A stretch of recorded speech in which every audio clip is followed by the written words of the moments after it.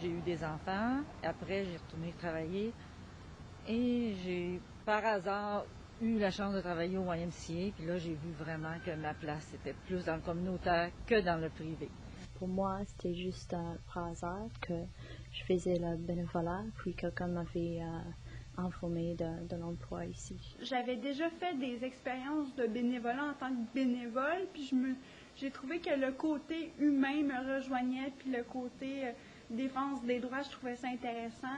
Étant donné que je suis moi-même une personne handicapée, je me suis dit que j'étais en mesure de comprendre les autres personnes et de les aider. C'est, selon moi, plus valorisant que n'importe quel emploi dans le privé. Nous, maintenant, on a des avantages sociaux comme une assurance collective. On a quand même des belles vacances payées dans le temps des fêtes aussi. Ce qui est attrayant dans la tâche comme telle, je dirais, c'est surtout la multidisciplinarité. Donc, c'est de pouvoir faire plusieurs choses, de faire de la représentation, d'aller faire, de s'impliquer dans les manifestations, de l'aspect éducation populaire, tout ça. On travaille dans une petite équipe, un petit environnement, donc on apprend plus. On a plus de responsabilités, on a besoin d'être plus diversifié. Donc on nous envoie moins dans un domaine spécialisé comme dans l'entreprise privée où on fait une seule et unique chose. C'est pas difficile du tout d'attirer la relève parce qu'il y a beaucoup de gens qui viennent ici, qui font le tour, qui voient comment ça se passe. On vous donne une tâche, puis après ça, vous évoluez là-dedans, vous intéressez à d'autres choses. C'est un endroit magnifique si on aime les défis. Il y a beaucoup de défis à remplir et souvent peu de ressources pour le faire.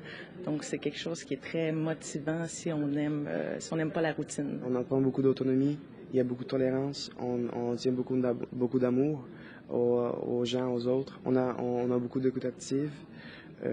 Ça devient quelque chose de particulier dans toi.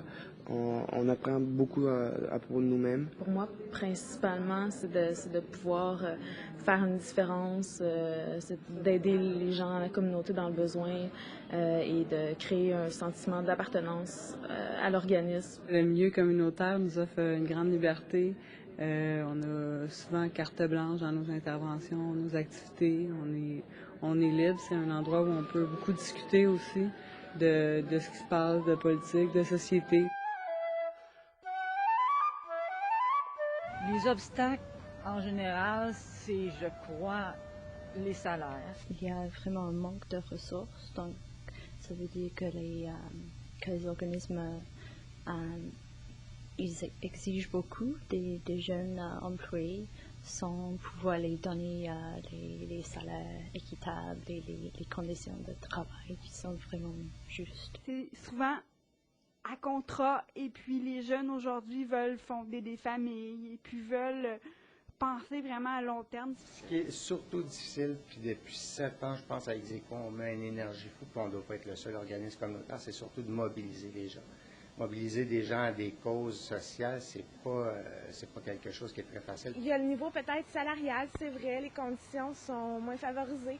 Là, justement, on est en train de développer les fonds de pension, on est en train de développer l'assurance collective, mais encore nombreux sont les organismes communautaires qui n'en ont pas. On a peu de ressources pour faire ce qu'on doit faire, peu de ressources matérielles, peu de ressources humaines.